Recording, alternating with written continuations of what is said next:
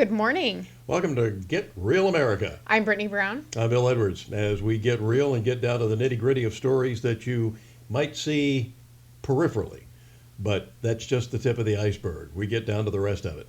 Yes, and I think we're going to jump right in with Ian. Yeah, we got a hurricane coming. September traditionally has been probably the most active hurricane month. October is not too far behind, and we have tropical storms galore. Of course, the it's something rare that the Maritimes and Canada rarely get hit by a hurricane, but Fiona's doing a hell of a job up there right now, or at least it did over the weekend. And we have another one that could be headed our way, and by our way, not necessarily Savannah.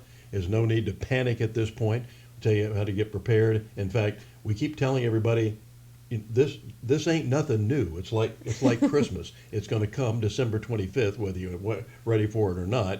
It's the same thing with hurricanes. We don't know if we're going to when we're going to have one. It's not a matter of if; it's just when. But always be prepared. Have your hurricane preparedness. The newspaper publishes things. The TV stations tell you how to claim they're going to save your life with all of the tips that they give you. It's a lot of common sense more than anything else. Yeah, so just making sure you have like some food stocked up, some supplies, making Water. sure, and making sure you have at least 3 to 5 days worth of those supplies. And I think the biggest thing is making a plan, Bill. Like, what happens if you're separated from your family? What if you're at work? What if you're at home? What if your kids are at school? What does that look like? And they give you enough time to really Well, I was just be going able to say, to. yeah, fortunately with a hurricane, you can see it coming. It's not like Yeah. a tornado that all of a sudden touches down and you've got 30 seconds to do something. Or an Uh, earthquake. An yeah. earthquake was like Yeah. one of the. I had one in my whole life, and I think it was 2 years ago in Utah, and I was like, "What do you do?" I can't even, well, there's nothing. I mean, Yeah. it is one of the most harrowing experiences I think you can probably have. But hurricane we see coming, and sometimes it's going to come our way. So just be prepared. You ought to have a generator. So Yes. just be prepared in that direction as well, because power could be out for several days. And those things, I've had just one of those little portable ones. I have one that does the whole house now, but we used to have had a portable generator that saved thousands of dollars in food by just keeping our refrigerators running. Yeah, absolutely. So make sure you have something along those lines. They're not that expensive. I just noticed something that Home Depot was running ads. That said, the generators were out, and they said no refunds on generators. It used to be that people would go and get these things. The storm would pass by, then And they they'd come back return and they them. bring the generator back. And yeah, all right, we're on to that trick now. So you buy the generator, it's yours. Yeah, but it's good to have it anyways. It is. I yeah, mean, because generators are probably one of the most important especially things you can have. well, with the weather that we have here. I mean, not just hurricane. We have normal storms. In fact, we live in a neighborhood where like one of the little loops that we were on, it seemed like when the wind direction changed, we lost power. So you never can tell. We have these storms that come The through. lightning storms, wow, they're crazy here. They are awful. So Yes. you can lose power, and it's nice. It's comforting to have something along those lines. Yeah, absolutely. So, and if it does, I would say, I think it was the 70s the last time we got a direct hit in Savannah. Is that right, Bill? Hurricane David, 1979, was the last direct hit. And it came in, and actually, David did us several favors. First of all, it was expected to come in at 125 miles an hour. It Oh only my came in gosh. at about 85 or 90. That's still Now, it still crazy. did an enormous amount of damage. But the city really wasn't prepared for it. Some people were without power for over a month. I can't even And- imagine that. No. It's crazy. But what it did teach us was we had Savannah Electric and Power at the time before it became one big happy family with Georgia Power. But they came up with a plan on how to, and it became the national model of bringing in electrical, getting electric companies to come in from out of state or out of town to come in mass and get people back up and running in a hurry. We weren't prepared. So a lot of the roads, pardon me, a lot of the roads were blocked off because of debris and a lot of trees that a lot of tree limbs that were coming down, and some old trees that probably we should have been sort of pruning and getting ready anyway. So it taught us a lot of lessons, and so that when Hurricane Matthew came through about 5-7 years ago now, time flies when you're having I fun. know. Can you believe that? It's It crazy. although it was bad, it skirted us by. It wasn't a direct hit. We haven't had a direct hit since 1979, and even before Matthew, we had 36 years of no hurricane at all. So we were dodging Wow. bullets right and left. I think people actually believe we lived under a separate star. Something, Bill. I Yeah. mean, that's pretty crazy So that you because guys you haven't had seen people it. growing up, it was 36 years. You had people growing up that had never experienced Experienced a it. hurricane and really weren't ready for one. Yeah. And, and if it does get bad, make sure you have an evacuation plan in place. Make sure you know where you're going. So, those are just a couple of quick tips to help you get prepared for hurricane season. Although we're almost to October, Bill. Can you believe it? Yeah, oh I my know. gosh. Yeah, Last week of October September. starts this weekend. In fact, Governor Brian Kemp has started putting his task force together because it's not, like I said, it's not expected to hit us, but you can expect rip currents. You can expect some inclement weather. It looks like it could pass through North Georgia by maybe Friday. So, but it's headed for Florida right now. Governor Ron DeSantis has already began mandatory evacuations in some places. 65 counties on alert. He's called Wow. up the National Guard. So they're getting ready for Ian that just became a hurricane this morning. Yes, so be on the lookout for that, and just make sure you also are paying attention to the news. I'm not used to having to stay on track with hurricane season, but it's very important actually when you live in a place like Savannah. Yeah, when you're in Utah, you don't get many hurricanes there. So No, yeah, we barely yeah, get any water, so but yeah, the earthquake thing. yeah. Well, that was the There's first always one in my something. lifetime. Yeah. I've never experienced one, and then I went to Puerto Rico for the summer, and they had earthquakes. I was like, "What is going on?" It was a weird All year. right, Brittany, 2020 maybe- was a weird maybe you year. ought to move again. I know. Hey, what are you saying, Bill? That's not very nice. I know. I apologize. So, so just be prepared. Don't panic. That's the worst thing that you can do. There's already panic buying in Florida, where just about everything is off the shelves. That there's practically nothing left in any of the Home Depots or Lowe's or places like that, or any of the Ace Hardwares. I mean, I went to the grocery store last night, Bill, and there was a lot of bread missing. I'm just saying. I don't know if people are already starting to panic by here, but we're looking pretty good at this point. But we'll definitely keep you guys posted as it progresses this week. You can see something because one of the things that we try to keep you calm in the media, although some of the media doesn't. They will start talking about some gas shortage or something, and you go out and you go shopping somewhere, and there are lines at the gas stations a mile long. You're like, oh, please. Yeah, it's crazy. And suddenly these gas stations are out of gas and they don't have another delivery schedule for a week or two. Well, and it doesn't have to be that way, right, Bill? No, it I mean, typically when this stuff happens, we actually don't see the outcome that they told us we were going to have. So Yeah. remaining calm is very, very important. Sure. So Ian's not a worry for us specifically, maybe North Georgia, but let's keep that in mind. And we had hurricanes before. The one that we had about 5 years ago that went through South Georgia, that came through like Tallahassee in Florida, and devastated our agriculture. Just something fierce. We lost hundreds of acres of pecan groves, and that's one of our big exports. And experts will tell you it takes about 12 years for a pecan tree to Wow. come to fruition once it's planted. That it's 12 years before it starts yielding fruit. That's crazy. And so we lost a lot of those. Cotton like crazy. We lost something like 92 chicken houses, and chicken is our biggest export.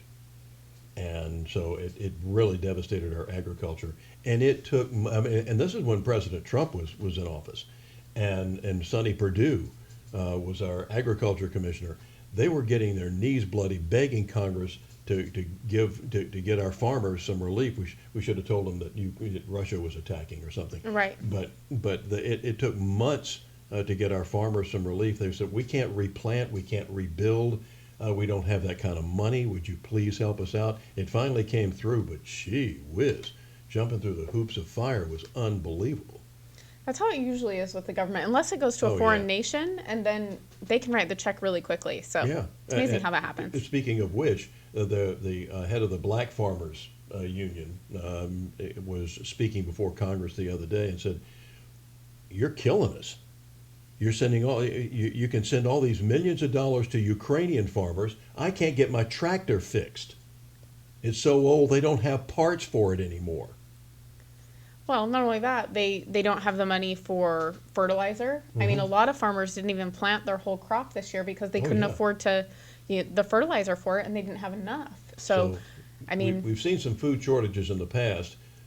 We could be seeing the tsunami coming pretty soon, where you're going to go to restaurants and, well, I'm sorry, we don't have hamburgers. I'm sorry, we don't have chicken wings. In fact, chicken wings have been kind of yeah, scarce.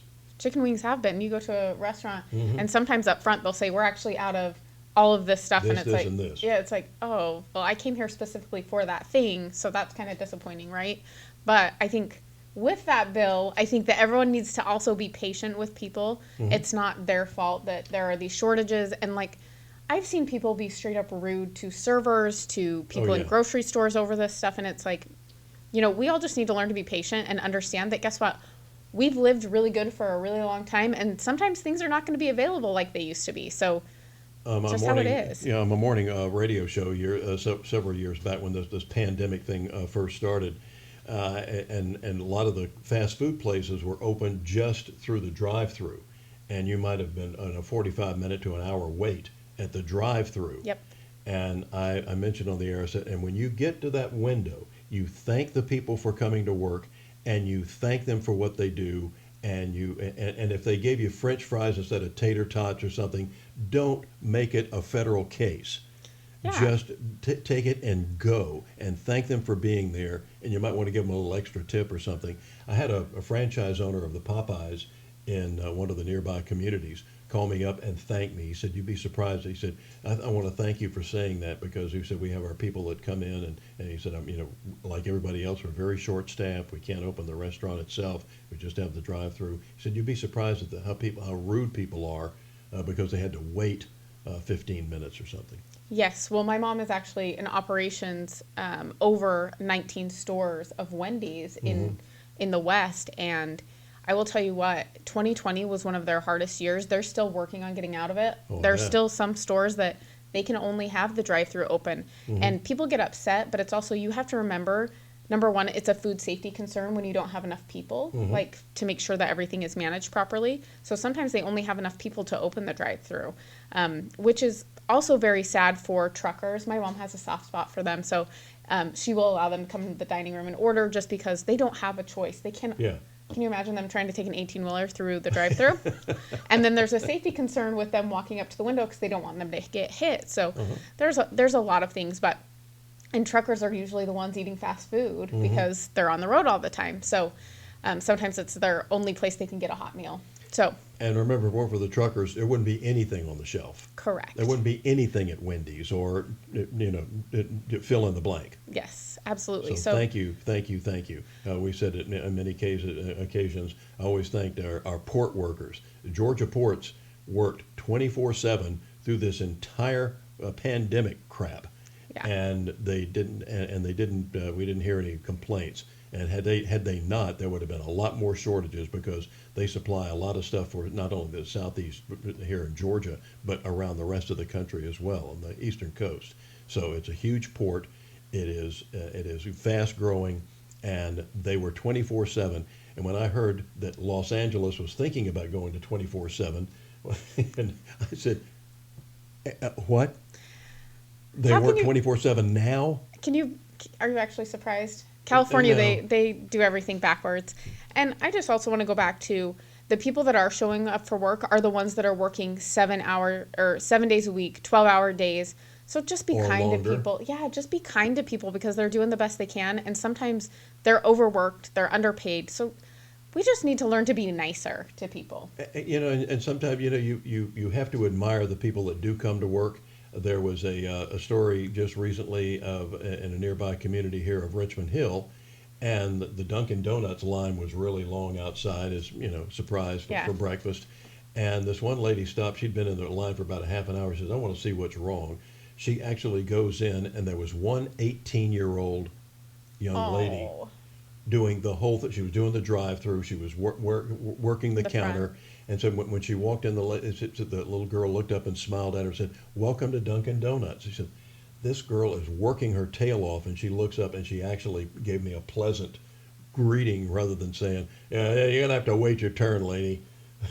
yeah. Because that would have been my attitude. Absolutely. Well, that's the other thing. Being kind to someone else can totally change someone else's day. Exactly. And that means the overworked person, guess what? They're probably really exhausted, really tired, and they're doing the best they can. And they might not even think about their response to people, right? So Tell you I a war think, story after that. yeah, so just being really, really kind to people, I think is key in Yeah. these situations. Yeah, I'll tell you a war story after the break as we talk about that, Hurricane Ian, as well as Stacey Abrams back in the news. It ain't a heartbeat just because you hear one. Oh, geez, can't wait.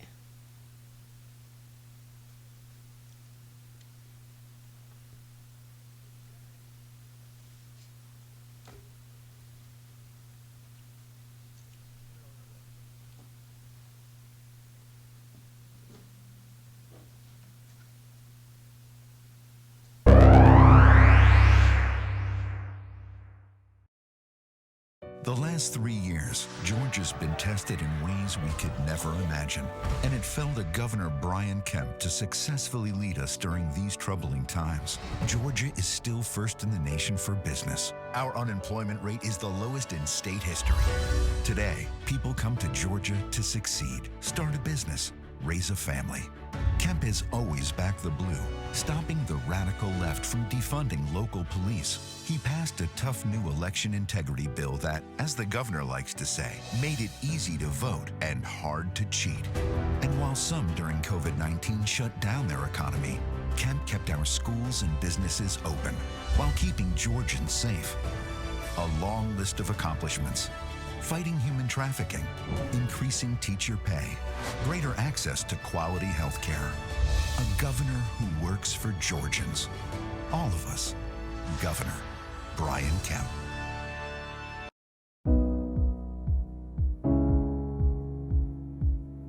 Education is so important. People have always talked about, what are we going to do? You're going to have school choice, you're going to have all different types of things. And I want to try to figure out, how can we get kids an education? It doesn't matter what zip code you're from, but get them the education they need, because education is an equalizer. And I truly, truly believe that. And that's the reason I'm here, just to see how this is working, what is going on, how you getting funding, and just what's happening. We put people in office that doesn't seem to care about this country anymore. And I said, if I can change it and I just sit back and do nothing, what kind of man will I be? But right now, I know I can change something.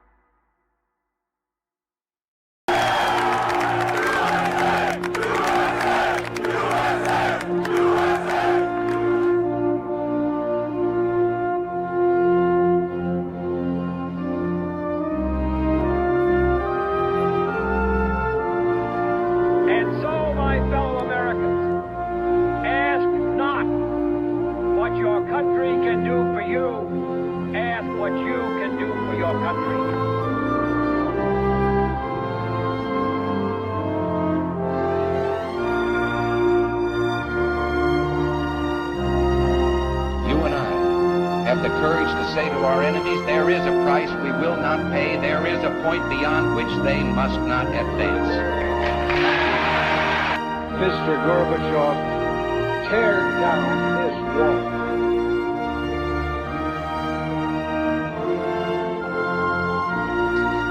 We choose to go to the moon.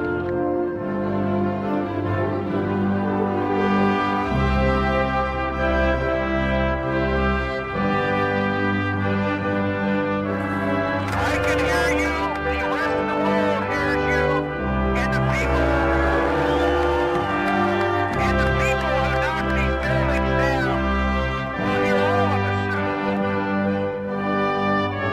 You and I know and do not believe that life is so dear and peace so sweet as to be purchased at the price of chains and slavery.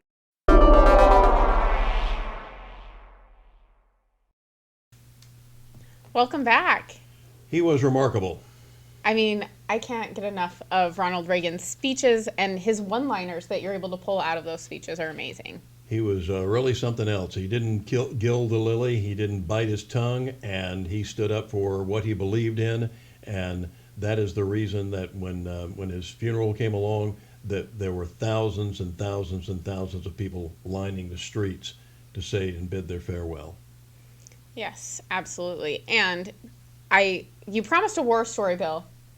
right before the break. Where are you taking us today? Well, we were talking about being, courteous. I can remember when I was one of the best lessons I learned about being courteous to servers. When my first trip to New Orleans, I was a sophomore in high school, and we were down there for my stepfather was a big Shriner. It was a Shriners convention down there, and the restaurants were crowded as they usually are, and there was one waitress and looked like she had probably more tables than she should have. Some guy gets upset because he didn't have his cup of coffee when he asked for it, so he goes over, he grabs the coffee pot himself, and pours himself a cup of coffee, and she's kind of reading him the riot act because if he'd spill that on somebody, the restaurant would be responsible or something along those lines. But my mom looked at me and she said, "She really has been having a hard night. Why don't we be really kind and polite to her?" And tell her what a great job she's doing and calm down and see what the reaction was. It was like you said, it was stark. When Mom said, I know you're overworked and I'm terribly sorry. And you could just see it sort of melt away. It softened her. Yeah, and she said, I said, what if that guy had spilled that coffee on somebody or something? I'd be responsible, or the restaurant could be held liable, or. And she said, we're kind of short-staffed tonight, that sort of thing. And it was just remarkable, a lesson learned from my, like we always say, Mom was usually right. Yes, absolutely. much to our chagrin. Yeah, Mom was right again. But there's that. Meanwhile, Yeah, so 2 lessons. Yeah. Be courteous and always listen to your mom. Yeah, there you go. So something that's happening in Savannah, this spat between these 2 council city members. Like, can you believe what's going on? I saw the video. We're not going to play it because the audio quality is not very good, but it was. Savannah City Council is the gang that can't shoot straight. I mean, this new crop has just been absolutely a nightmare. And I believe that Keisha Gibson's Carter is also putting her hat in the ring for mayor, which is, for me, a little bit scary because I don't think that she has lived up to her duties as a city councilwoman. She hasn't. She has been nothing but a pariah since she got there. It was almost like she went in there on an agenda. Well, and Bill, you and I were talking before, and you had interviewed her prior. I don't recall what she was doing prior to the city councilwoman, but you said she was fantastic. I did on my morning radio show. We did numerous segments with her. She was head of the Rape Crisis Center here. Okay. For several years, and just a delightful lady. Did a great job. And I don't recognize the 2. That's unfortunate, Bill. Do you think that getting some sort of power has kind of changed the way that she thinks about things? Or there's it goes back. It's nothing new. Abraham Lincoln once said, "If you want to see a person's true character, give them power." Yeah. And all of a sudden, and you see that whether it's HOAs. Oh yeah, HOAs are the worst. Yeah, I live in one. No matter what, you give somebody a little bit of power, and they start protecting their territory, and suddenly it's my way or the highway. And I had that happen with a news director at a television station I worked here as well, and he was our best reporter, one of those guys that could go out in the field and get this great report. Could do what we call stand-ups. That's when the reporter is standing up, hence the name of the stand-up, talking to you without any video behind him. And he could do these wonderful reports.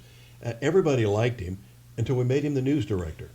And then suddenly it was Sieg Heil. I mean, it was unbelievable, the transformation that took place. And they finally had to get rid of him. Technically, I mean, without, otherwise there would be mutiny in the newsroom. Sometimes that happens, Bill, and unbelievable. Unfortunately, she had her. She's been censured by the city council before because she called one of them a racist, and now she's calling one of them a pedophile. I don't agree with either one of them. He also called her a ghetto bee, so I don't think that that's good either. We deserve better in Savannah from our city council people. So what that means is these 2 people should not be in government. So Mayor Van Johnson, you really need to get to rein these people in and get and I know you're probably as big a frustration to you as it is to the rest of us, but this has to stop. Curtis Pertee is the gentleman that you were talking about, and he is openly gay, former police officer. In fact, he still works in law enforcement as a guard at Georgia Southern campus, one of the Georgia Southern campuses, and she calls him a pedophile, and so he called her a ghetto B word, and it escalated from there. Or it went downhill from there, and it is not. These people need to work together for the betterment of our city. They are doing some good things. They are doing some things maybe to help with our. I think that some of them are realizing that we've got too much emphasis has been put on trying to modernize things, and we are losing our historic preservation initiative or focus. But they are doing some things to kind of reverse that, and that is good news. Yes, but I expect professionalism from people. And how are they going to work together when you have exchanges like that, Bill? I don't think that it doesn't seem like it seems like it continues to escalate with these two. It's not getting better. And how does that what dynamic does that change on the city council board? I mean, I don't see how it could be productive or a space in which you want to go and have meetings. I don't know. It could just be me. Yeah, and it's like whether it's behind the scenes, but what the image that you project in public, a lot of people don't know that Sonny and Cher really hated each other. I mean, they gotten married, but it didn't take long for that to deteriorate. And a friend of mine who was one of the promoters of their shows and promoters of shows around the country went to pick them up at the airport here in Savannah for their performance at our Civic Center years and years ago when they were still married. The Sonny and Cher show was still on the air. He said he didn't think he was going to get them to the Civic Center before they killed each other. But he said as soon as the lights went on and the curtains went up, it was lovey-dovey all the time. The public would never knew that phase of the Sonny and Cher relationship. Yeah, and I think as long as you can work together, put on the show, great. But the fact that this stuff is happening now on camera, we're able to see these interactions. We're seeing them in the city council, meetings. This is just not good. Yeah, a lot of this stuff was caught on, and it's not a matter of speculation or whatever. This stuff was caught on video cam. One of the police officers who was there in guard on guard duty. Well, and then she accused him of being the same thing because he's also a police officer. I'm like, you cannot go around demonizing people like that. It is not acceptable behavior. And the fact that she wants to be mayor of Savannah is very disturbing to me. I just don't think that she is a good fit for that role because it doesn't seem like she can work with other people. I don't think that she's cooked her own goose for the most part. And I don't think that she stands much of a chance of becoming mayor. But the fact that if you want to become mayor of pick your city, yeah, you need to have some sort of public appeal, and she has none right now. No, you have to be a professional. You have to be able to have like a persona that people can relate to and that they want to relate to, right? Like I don't want to relate to someone that is openly calling people pedophiles or even, the guy that came back at her. I understand he was upset, but he should have just walked away. We have, so we've got our problems here. What about where you are? Yeah, let's hear it. Let's hear it. We've noticed that we've got a lot of viewers that are outside the Savannah area, even outside of Georgia, and maybe you have a story to share with us. So send us an email. Yes, and right before we toss it to break, Bill, I want to say something really great about Savannah. Did you know that it was rated the #1 most underrated city that people want to visit? I did not know that till you told me this morning. Yes, I think that's fantastic news for Savannah. Who rated us that? Is it it was underrated.com or whatever? No, it's called Good News Good News? is the site. And I thought that was a fun little fact about Savannah. Yeah. So, and Lots who of wouldn't little want to come here? treasures. Yeah, Yeah, Who wouldn't absolutely. want to come here? Yeah. So much stuff going on. Great city. And in fact, it's the one that Sherman actually saved in the March to the Sea. He burned everything else, got to Savannah, and said, "Oh, this is really too nice. I mean, Lovely. Yeah. I'll just give it to President Lincoln as a Christmas present." I love it. I love it. So That was still on the books till about 20 years ago. By the way, we were still a Christmas present for President Lincoln. I like it. I like it. Well, we're going to be right back, and I think we're talking about Warnock and Stacy, our two favorite people. Yeah, sure were. How about living in the worst state in the world? Oh, super fun. We'll be right back.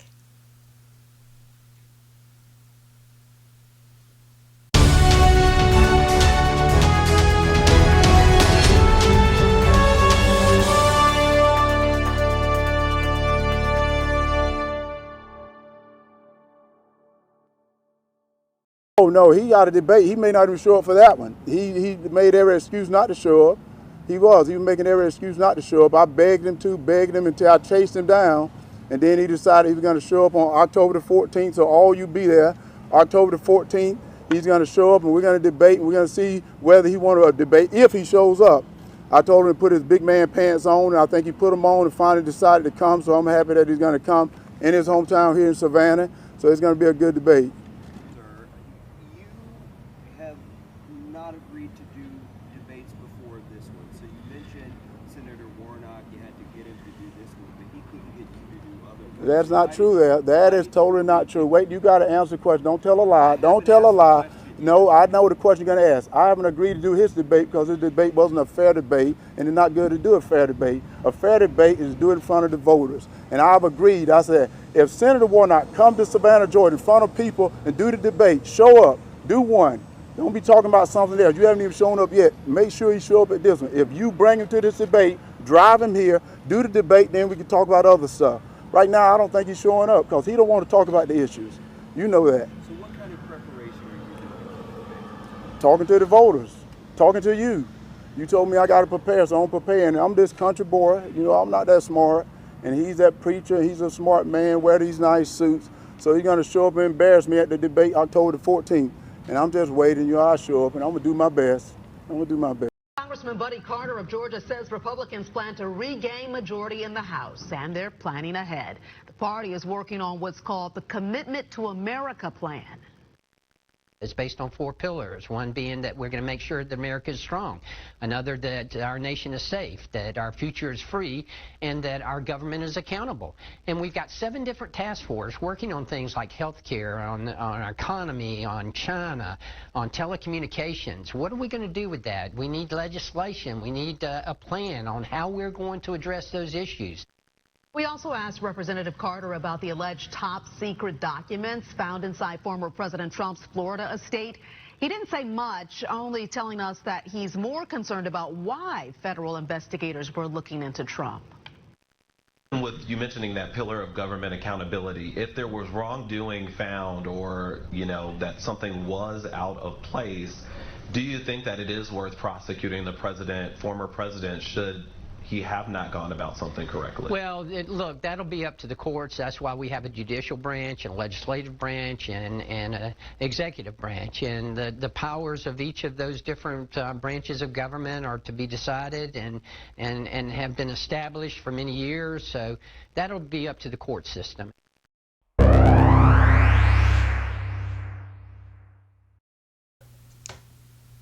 And that was Buddy Carter.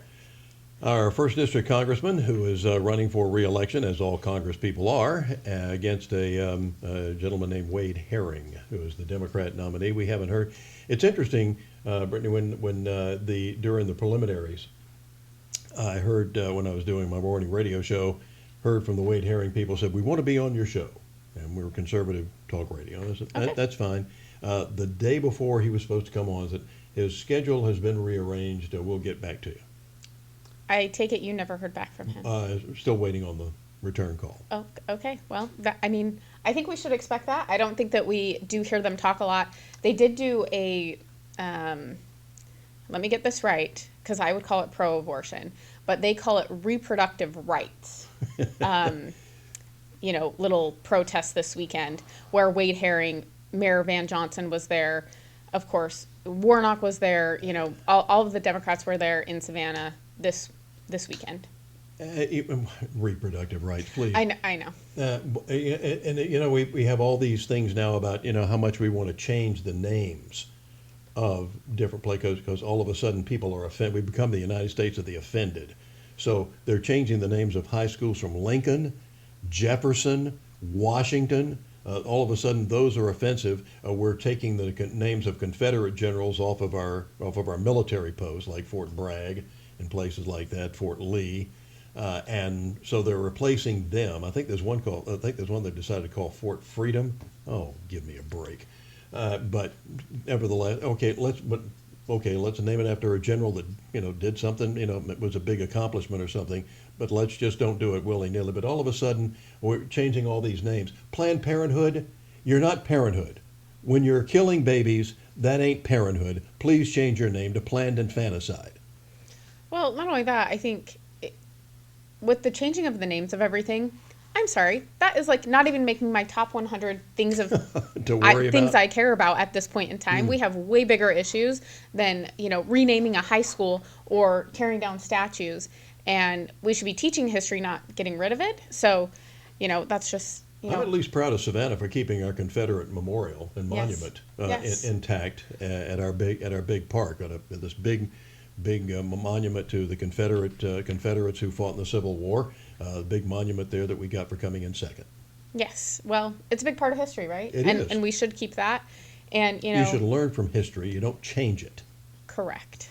So, speaking of that, Hmm? I would like to talk about how science works, Bill. Oh, good. We do have a clip. Science. I know. It's very hard sometimes for people to understand what science is or to remember what it is. Maybe they're just forgetting, Bill. I'm not sure. But I would love to get your thoughts on the Stacey Abrams clip that we have. Yeah, here comes Stacey. No such thing as a heartbeat at 6 weeks. It is a manufactured sound designed to convince people that men have the right to take control of a woman's body away from her. Okay, the audio's lousy on that. It is lousy, but Here's what she said. she said that the heartbeat of a baby is a manufactured sound for men to be able to control women's bodies. Because there are no women obstetricians, of course. Well, not only that, is she talking about the baby that's inside you is controlling your body? Because, I don't know what she's referring to. She's lost her mind. But she's saying that the heartbeat that we're It doesn't claiming, exist. Yeah, because we have the heartbeat bill here in Georgia. Governor Kemp, thank you for signing that, because a lot of other governors had promised it and never came through. Yes. But she's saying that this heartbeat is actually a manufactured sound, or it's just something that's part of the electronics of the device itself that's showing you this ultrasound. Yeah, and I think she was talking about 6 weeks. I do believe we also have a video of a 4-week baby in the womb, if we could play that. Yeah, we'll see that after. The heart typically beats about 113 times per minute. Note how the heart changes colour as blood enters and leaves its chambers with each beat.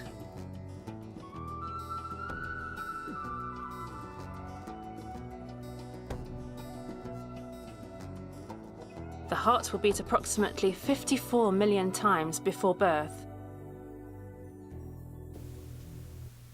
That looks like a heartbeat with some blood in it. But who am I? And that's 4 weeks. 4 weeks. 4 weeks, not 6. Yes. 4 weeks. And by the way, I don't recall where Stacey got her medical degree. I don't know where, isn't she an erotic novelist? Yeah, sure is. Emphasis on the erotic part. Yes. I didn't know a whole lot about Stacey Abrams, but when I started to find out more about her, I was like, how did You she wanna get know in less, politics? didn't you? Yeah, I did want to know less. And I don't understand how she got in politics. The road there is just very bizarre. But It is. But the fact that she says that, and we have these videos, I think the good news is that we have these ultrasounds, Bill, that are incredible.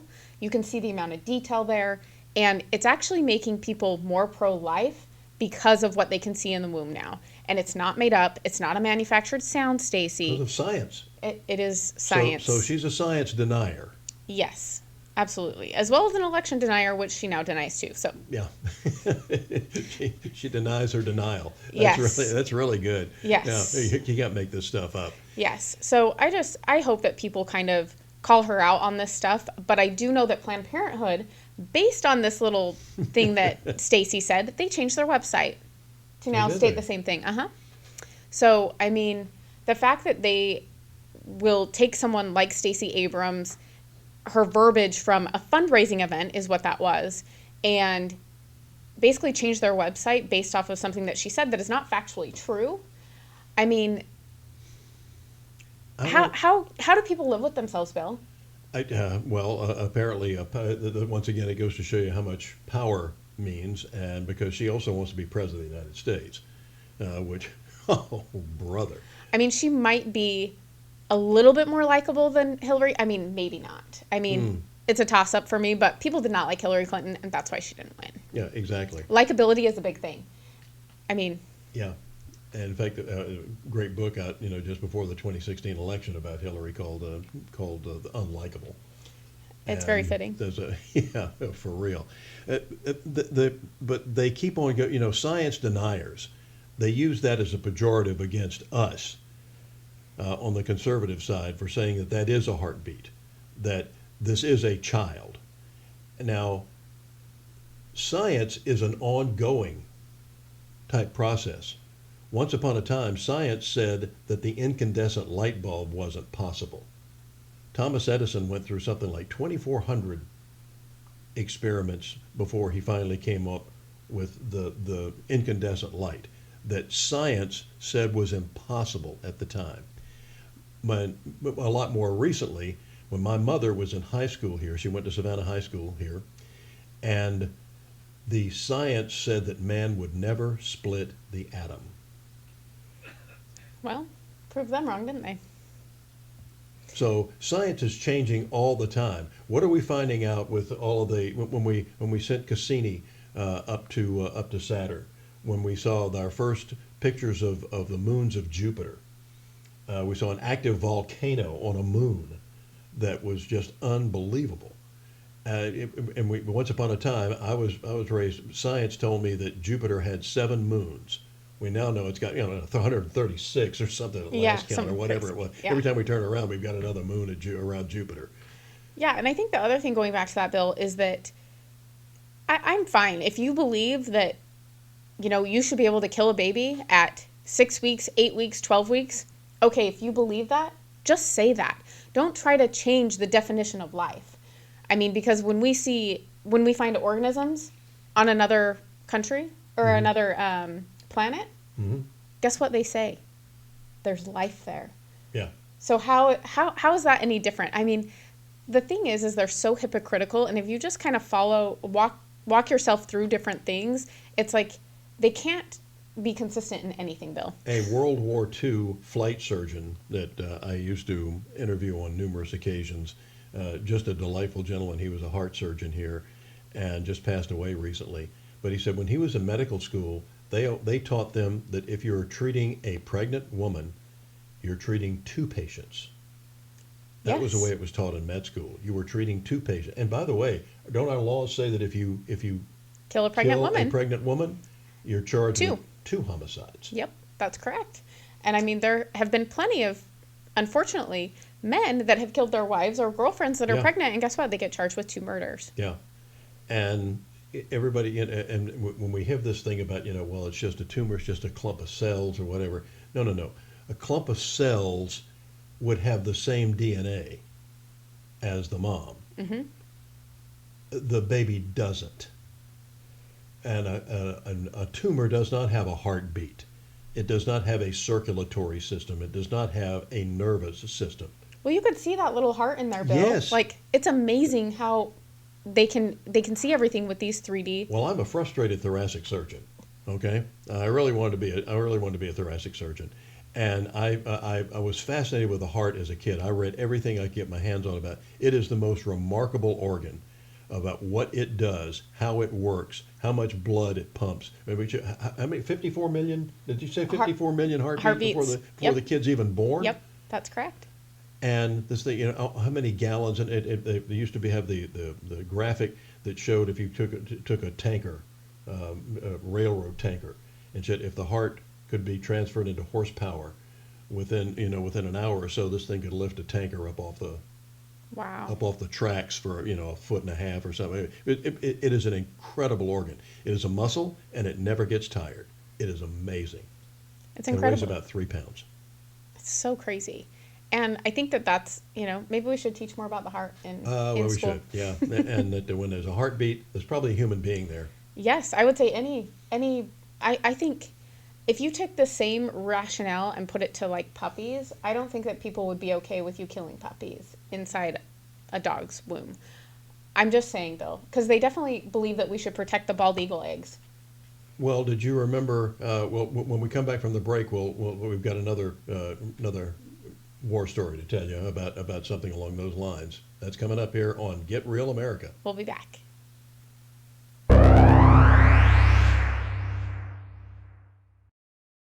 Let me tell you guys something. You know, every time I go out to speak, everybody want a sound bite. I'm going to give you a sound bite really quick. I'm sick and tired of people putting this country down. They want to ask me why I'm running. Let's be real. I'm sick and tired. You look at the economy, you look at the gas prices. You can't buy a grocery now. It's time for us to wake up. It's time for me to get out and fight. Because I'm going to tell you, I love to win. I said, put me in the game, coach. I'm ready to play. If you ever seen me play, I can play. Have you ever seen me fight, I can fight. No matter how hard they come, the harder I can fight. I'm sick and tired of this. Tell your friends to get out and vote. I'm not here to be a politician. I'm here to be a warrior. Protect this country, protect our citizens, and protect our kids. No weapon formed against me shall ever prosper. Boom! That's it, baby!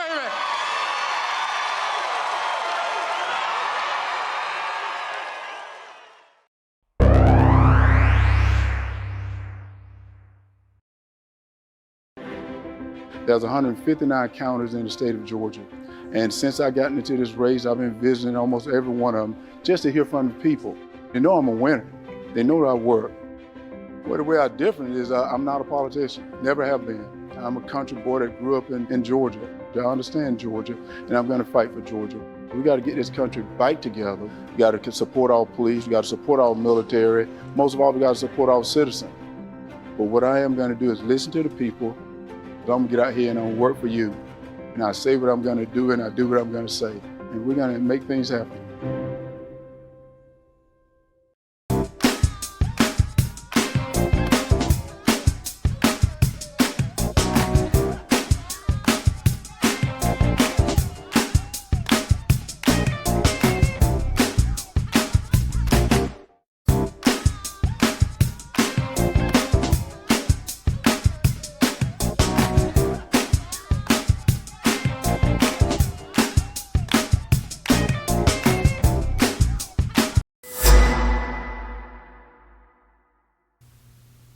Welcome back. This is Get Real America. I'm Bill Edwards. I'm Brittany Brown, and we are about to get real with some more stories again, Bill. What do you have for us? Well, you had mentioned that people get all upset if somebody killed a puppy. Or puppies.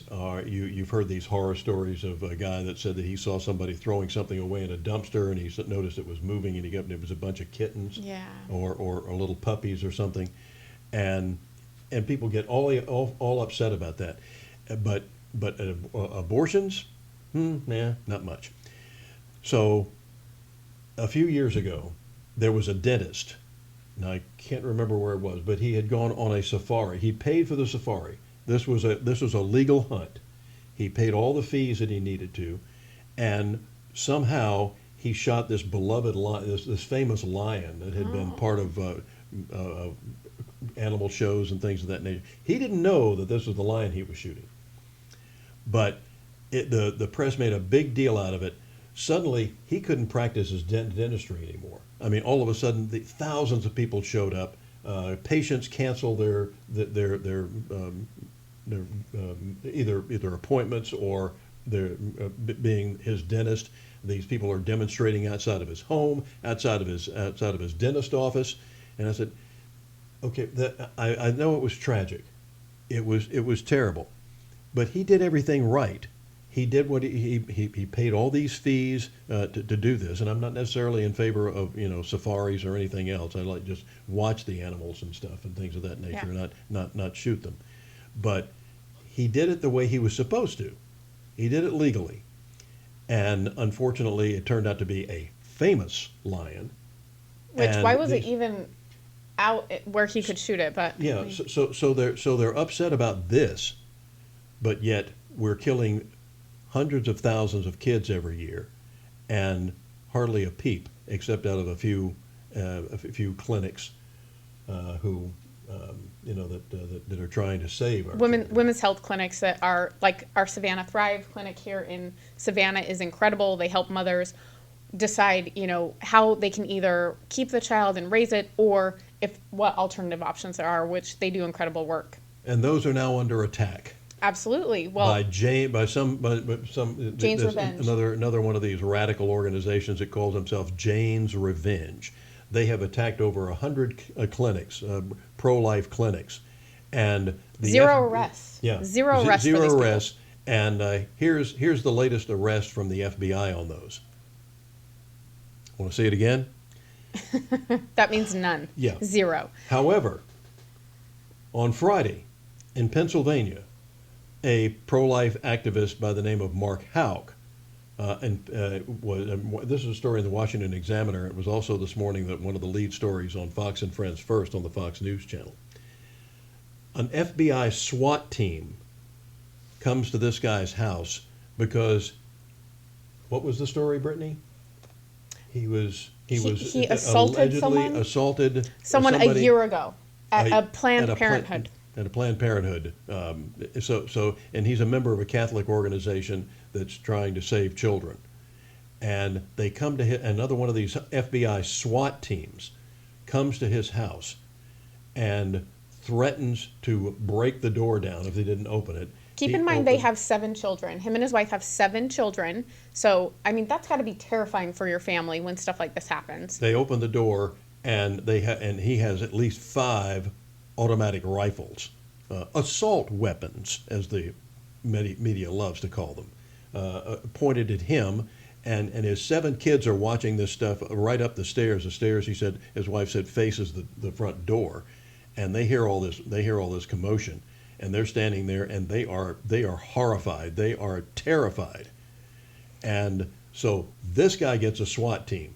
150 or more clinics, pro-life clinics, have been assaulted, and sooner or later, this is going to lead to. And the Washington Examiner, by the way, had a great op-ed about this yesterday, in which they said, that Mr. Wray, the head of the FBI, needs to get a handle on this. Absolutely. And the thing is so this guy, how he actually would go to Planned Parenthood every Wednesday in Philadelphia. He would drive there, and he would spend 6 to 8 hours as, I'm trying to think of what they call them, sidewalk angels or something like that. There's a couple of different names for them. But so that's how he spent his Wednesdays, trying to save women from aborting their kids. And I think that what they've done to weaponize the FBI against anyone that has a dissenting opinion of the far left and these elites that are currently in charge of our country, I think is just disgusting.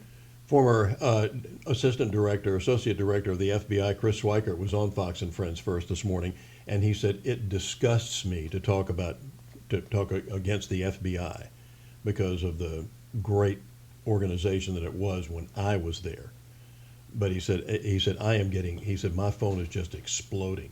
I bet it is. Former FBI people that worked with him, police chiefs from around the country, or retired police officers who are so upset at how the DOJ is weaponizing the greatest crime-fighting organization in the history of mankind. Well, and I think we're also up to about 24 FBI whistleblowers right now, and I think that there's a lot of stuff that's going to come out, and I believe they also let one of them go and labeled him an extremist. Yes. So, yeah.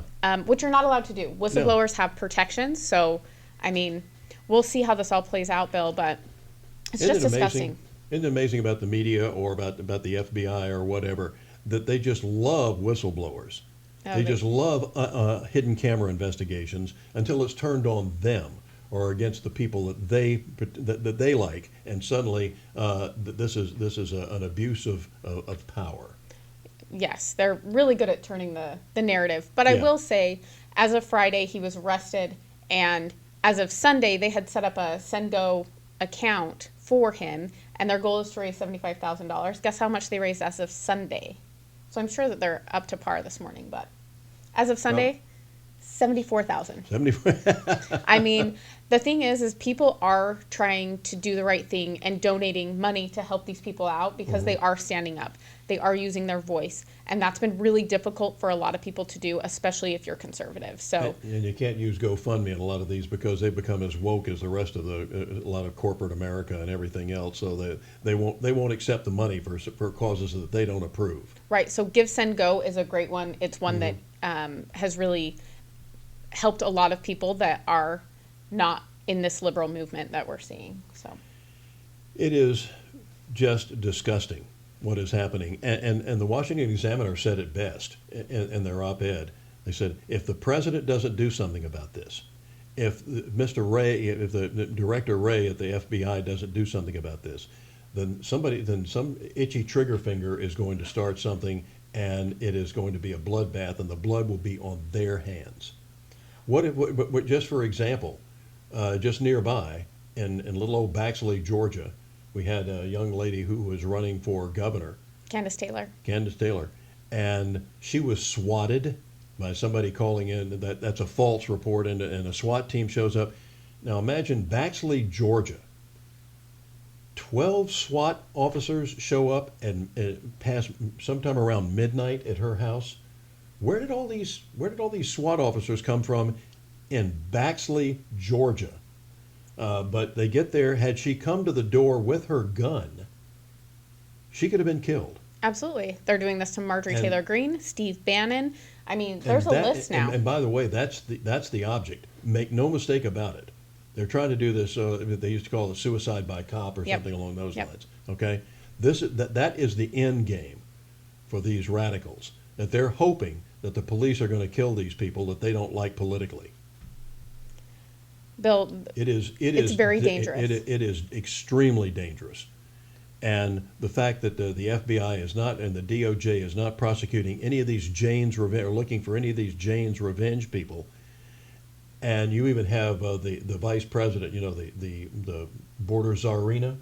Oh, yes. Actually speaking out against pro-life clinics. How dare she? How can you do that? Well, not only that, I think that,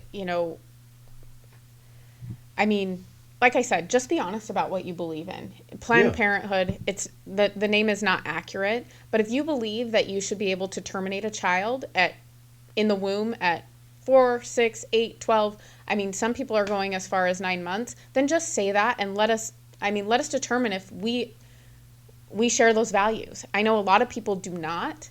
I know that there is a lot of gray area within this topic, Bill, but people are not for the 9-month thing. Well, you remember Ku Klux Ralphie up there in Virginia, a doctor said, if the baby's born and you don't want it, make it comfortable. We'll make it comfortable. Ask them and consult with the doctor and the mom to whether we should kill it or not. It's crazy. But and fortunately, he's no longer the governor. Thank goodness.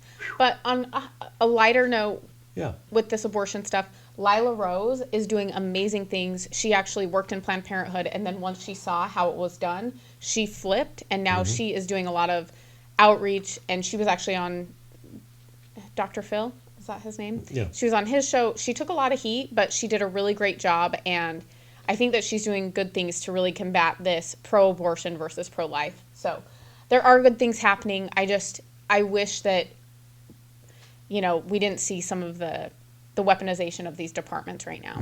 And why people think it's a great idea or that this is a big deal and an important part of your life to kill your kid is beyond our comprehension.